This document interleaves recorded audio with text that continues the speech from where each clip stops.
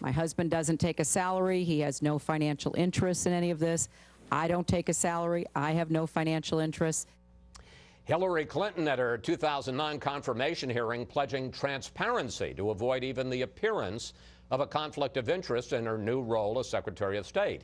And it's time now for our Sunday group, Fox News senior political analyst Brit Hume, Julie Pace, who covers the White House for the Associated Press, GOP strategist Karl Rove, and Ron Fournier of the National Journal. Well, Brit, Peter Schweitzer, in his book, lays out a long, detailed money trail where Bill Clinton gets millions of dollars for speaking fees. The Clinton Foundation gets tens of millions of dollars from donations from foreign entities that have interests in front of the State Department. But he's very careful, and he did it again today, to say he doesn't have a smoking gun that shows there was a quid pro quo. So based on all of that, how troubling do you think the reporting that he lays out is? Well, the smoking gun requirement would be what you'd be looking for if you were trying to prove a bribe, an outright bribe.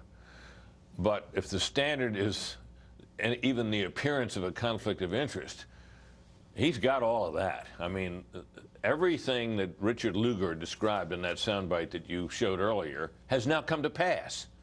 The speaking fees that, as you pointed out so well, skyrocketed after Hillary Clinton took office. I'm talking about for Bill Clinton.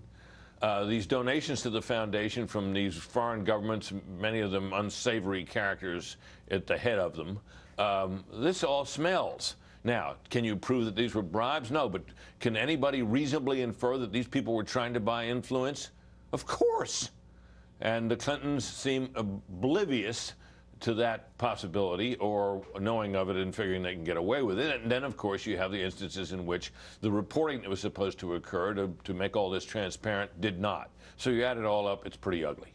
Julie, you know, this was exactly what the Obama White House was worried about when they appointed Hillary Clinton to be Secretary of State. And in fact, that's why they negotiated, the lawyers from the White House, the lawyers for the Clintons negotiated a memorandum of understanding with tight rules of the road about foreign donations, foreign speeches, pre-approval, disclosure.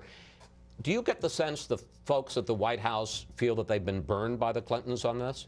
I think they feel like they've been put in a tough spot here because on the one hand, Secretary Clinton is someone who worked for this administration. The president grew to like her, thought that she did a good job as Secretary of State. At the same time, they knew when she took that job that there were going to be questions about the foundation. And they thought that they had set something up to deal with that. And now you see that there have been some instances where donations were not disclosed. The email controversy, I think, bothered them even more because this was something they thought was pretty clear to everybody in the administration. Well, let me ask you about what Lanny Davis said, and now that we've got you here. Did she violate the spirit, if not the letter, of the...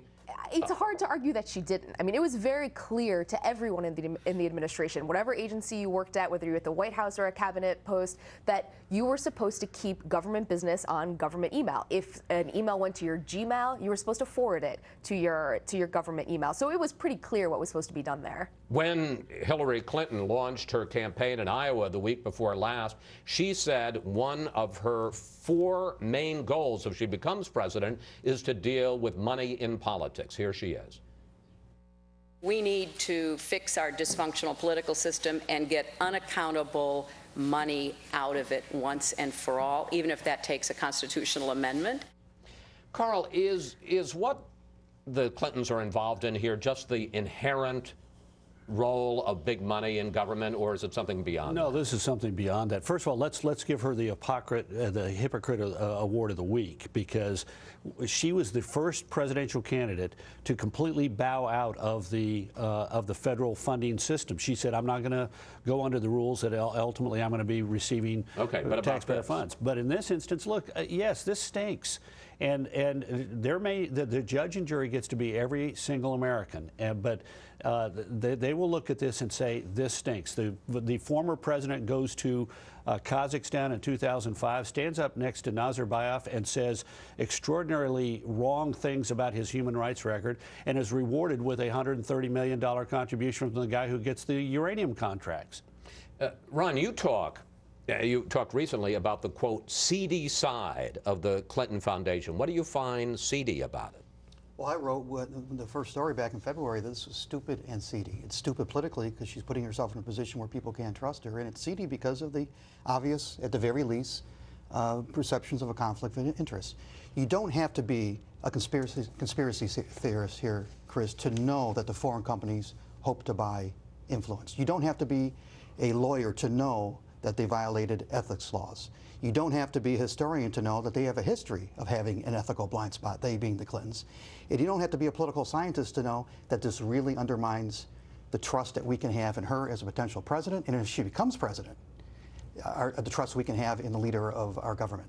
This is very bad politics. This is very bad governance. All right, we have to take a quick break here.